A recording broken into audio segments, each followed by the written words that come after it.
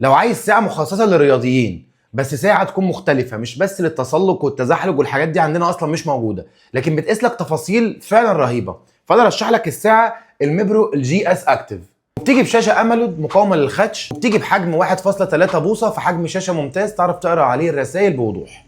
البطارية بتاعتها فعلا اللي رهيبة، بتقعد معاك 20 يوم في الاستخدام الجامد، وبتوصل لحد 50 يوم في الاستخدام بتاعك البسيط لو انت بتستخدمها استخدام خفيف. وبتدعم كمان الجيروسكوب. بس انا ممكن اقول لك كميه حاجات رهيبه وتفاصيل دقيقه. الساعه دي بتفكرني بالساعه الواوي الدي 2، طبعا مع اختلاف فرق السعر والبراند، لكن الساعه فيها شويه حاجات انا ما شفتهاش في حياتي قبل كده. بتقيس ضغط الجو بالباروميتر، وبتقيس لك نسبه الاكسجين اللي انت بتستخدمه في التمرين، وبتقيس عمق البحر والارتفاع عن سطح البحر.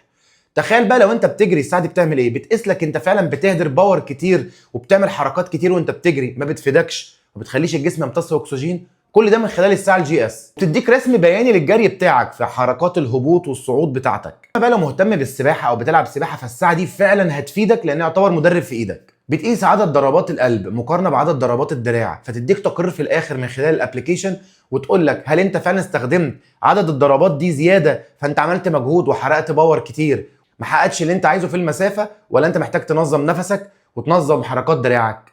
اللي عجبني بقى ان هي بتديك في الاخر تحليل لاي تمرين تتمرنه، وتقول لك هل فعلا جسمك استفاد منه بمقدار قد ايه. ودي بالنسبه لي لو انت بتروح جيم، بتلعب سباحه، بتلعب جري، بتلعب بادل، بتلعب اي لعبه كانت، فبالنسبه لي ده مقياس مهم جدا، ان في الاخر اخر التمرين الساعه تعرفني انا فعلا عملت الحاجه المفيده لجسمي، ولا كان مجرد تمرين وبحرق فيه كالوريز بس. لكن مش بس كده، دي بتراقب النوم، وكمان بتبعت لك اشعارات لو في اي مشكله في ضربات القلب خلال اليوم حتى لو من غير اي مجهود.